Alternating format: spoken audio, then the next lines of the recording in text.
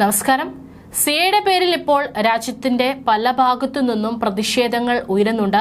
അതിൽ മുൻപിൽ നിൽക്കുന്ന ഒരു സംസ്ഥാനമാണ് കേരളം. കേരളത്തിലും വലിയ രീതിയിൽ തന്നെയാണ് കഴിഞ്ഞ ദിവസം മുഖ്യമന്ത്രി അടക്കം മറ്റുള്ള വിഭാഗങ്ങളെല്ലാം തന്നെ വലിയ രീതിയിലാണ് സിഎയെ എതിർക്കുന്നത്. അത് കേരളത്തിൽ എന്ത് വന്നാലും നടപ്പിലാക്കില്ല എന്നാണ് ഇരട്ടച്ചങ്കൻ ഇവിടെ വെല്ലുവിളിച്ചിരിക്കുന്നത്. ഏതായാലും അതിന് മറുപടിയായിട്ടാണ് ഇപ്പോൾ ബിജെപി സംസ്ഥാന അധ്യക്ഷൻ കെ സുരേന്ദ്രൻ രംഗത്ത് വരുന്നത്. സിഎയുടെ പേരിൽ എൽഡിഎഫും യുഡിഎഫും ജനങ്ങളെ ഭിന്നിപ്പിക്കുകയാണെന്നാണ് സുരേന്ദ്രൻ പറഞ്ഞു വെക്കുന്നത്. ഇരുകൂട്ടരും ജനങ്ങളെ കബളിപ്പിക്കുകയാണ്. ആരുടെ പൗരത്വം എടുത്തു കളയാൻ വേണ്ടിയല്ല പൗരത്വ നിയമ ഭേദഗതി. 4 വോട്ട് കിട്ടാൻ എൽഡിഎഫും യുഡിഎഫും ജനങ്ങളെ കബളിപ്പിക്കുകയാണെന്നും സുരേന്ദ്രൻ ആരോപിച്ചു. കേരളത്തിലും സിഎ നടപ്പിലാക്കും. ഇതിൽ പിണറായി വിജയനും സർക്കാരിനും ഇക്കാര്യത്തിൽ എന്താണ് ചെയ്യാനുള്ളത്? അത് കളക്ടർമാർ ചെയ്തുകൊള്ളും. മുഖ്യമന്ത്രി പേടിക്കേണ്ട. പൊന്നുരുക്കുന്നിടത്ത് പൂച്ചയ്ക്ക് എന്താണ് കാര്യം? കേരളം പിണറായി വിജയന് കിട്ടിയ സ്ത്രീധനമല്ല. കൊല്ലത്ത് കോൺസെൻട്രേഷൻ ക്യാമ്പുണ്ട്. രാജ്യത്ത് ആദ്യത്തെ ക്യാമ്പ് കേരളത്തിലാണ്. അനധികൃത കുടിയേറ്റക്കാരെ തടങ്കലിൽ അടയ്ക്കാനാണ് ക്യാമ്പ്. പൗരത്വ നിയമം പ്രാബല്യത്തിൽ വരുന്നതിന് മുൻപ് പിണറായി സർക്കാർ ക്യാമ്പ് സ്ഥാപിച്ചു. കേന്ദ്രം എന്ത് പറഞ്ഞാലും ആദ്യം നടപ്പിലാക്കുന്നത് കേരളമാണെന്നും സുരേന്ദ്രൻ പരിഹസിച്ചു. ബംഗ്ലാദേശ്, അഫ്ഗാനിസ്ഥാൻ അടക്കം മുസ്ലിം വിഭാഗം മതത്തിന്റെ പേരിൽ പീഡനം നേരിടുന്നില്ലെന്നും സുരേന്ദ്രൻ പറഞ്ഞു.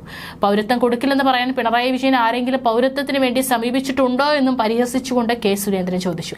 കൊല്ലത്ത് ഡിറ്റൻഷൻ സെന്റർ തുടങ്ങിയ ആളാണ് കേരള മുഖ്യമന്ത്രി എന്നും സുരേന്ദ്രൻ പരിഹസിച്ചു. ഇന്ത്യയിൽ ആദ്യമായി അനധികൃത കടന്നുകയറ്റുകാരെ പാർപ്പിക്കാൻ ക്യാമ്പ് തുടങ്ങിയത് കേരളത്തിലാണ്.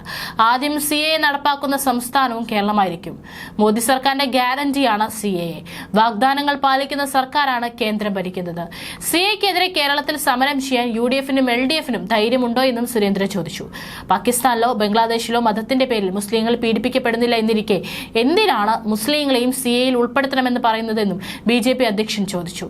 ഇന്ത്യ മുന്നണി വന്നാൽ സിഎ അറബിക്കടലിൽ എറിയുമെന്നാണ് കെ സുധാകരൻ പറയുന്നത്. എന്നാൽ രാഹുൽ ഗാന്ധിയെ മറ്റു പിസിസി അധ്യക്ഷന്മാരോ എന്താണ് ഇങ്ങനെ പറയാത്തതെന്നും സുരേന്ദ്രൻ ചോദിച്ചു. പൗരത്വ നിയമ ഭേദഗതി വിഷയവുമായി ബന്ധപ്പെട്ട പ്രതിഷേധ പരിപാടികളിൽ പങ്കെടുത്ത 7,913 പേർക്കെതിരെ കഴിഞ്ഞ ദിവസം പോലീസ് കേസ് രജിസ്റ്റർ ചെയ്തതായി പോലീസ് റിപ്പോർട്ടുണ്ടായിരുന്നു. ഡിജിപിയുടെ നിർദ്ദേശപ്രകാരമാണ് ജില്ലകളിൽ നിന്ന് റിപ്പോർട്ട് ശേഖരിച്ച് ആഭ്യന്തര വകുപ്പിന് കൈമാറിയത്. പാർലമെന്റ് 2019 പൗരത്വ ഭേദഗതി ബില്ല് പാസാക്കിയത്. ഇന്നലെയാണ് വിജ്ഞാപനം പുറത്തിറക്കിയത്. ബില്ലിനെതിരെയുള്ള പ്രതിഷേധത്തിന്റെ ഭാഗമായി 2019 ഡിസംബർ 10 മുതലാണ് കേസുകൾ രജിസ്റ്റർ ചെയ്ത് തുടങ്ങിയതെന്ന് പോലീസിന്റെ റിപ്പോർട്ടിൽ പറയുന്നുണ്ട്. 7,913 പേർക്കെതിരെ 831 കേസുകളാണ് രജിസ്റ്റർ ചെയ്തതെന്നാണ് റിപ്പോർട്ടിലുള്ളത്. മുഖ്യമന്ത്രി നിയമസഭയിൽ പറഞ്ഞത് 835 കേസുകൾ എന്നാണ്. 114 കേസുകൾ സർക്കാർ പിൻവലിച്ചതായും റിപ്പോർട്ടിൽ പറയുന്നു. 241 കേസുകളിൽ ശിക്ഷ വിധിച്ചു. 11 കേസുകളിൽ ഉൾപ്പെട്ടവരെ കുറ്റവിമുക്തരാക്കി. 502 കേസുകൾ വിവിധ ജില്ലകളായി വിചാരണ ഘട്ടത്തിലാണ്. തിരുവനന്തപുരം ജില്ലയിൽ മാത്രം 86 കേസുകളായി 658 പേർക്കെതിരെ കേസെടുത്തു.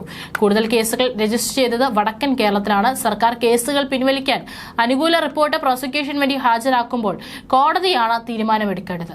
പിഴത്തുക അടയ്ക്കേണ്ട കേസുകളിൽ തുക ഒടുക്കിയവരെ കേസിൽ നിന്ന് ഒഴിവാക്കിയതായും പോലീസ് ഉദ്യോഗസ്ഥർ പറയുന്നു. മറ്റു കേസുകളിൽ പരിശോധന തുടരുന്നതായും ഉദ്യോഗസ്ഥർ വ്യക്തമാക്കി. 2019 ഡിസംബർ 10 പൗരത്വ ഭേദഗതി ബിൽ ലോക്സഭയിൽ പാസാക്കിയത്. പിറ്റേ ദിവസം രാജ്യസഭ ബിൽ പാസാക്കി. ഡിസംബർ 12 രാഷ്ട്രപതി ബില്ലിൽ ഒപ്പുവെച്ചു. പാകിസ്ഥാൻ, ബംഗ്ലാദേശ്, അഫ്ഗാനിസ്ഥാൻ എന്നീ രാജ്യങ്ങളിൽ നിന്നുള്ള മുസ്ലിങ്ങൾ ഒഴികെയുള്ള മതവിഭാഗങ്ങൾക്ക് ഇന്ത്യൻ പൗരത്വം നൽകാനായാണ് നിയമത്തിൽ ഭേദഗതി വരുത്തിയത്.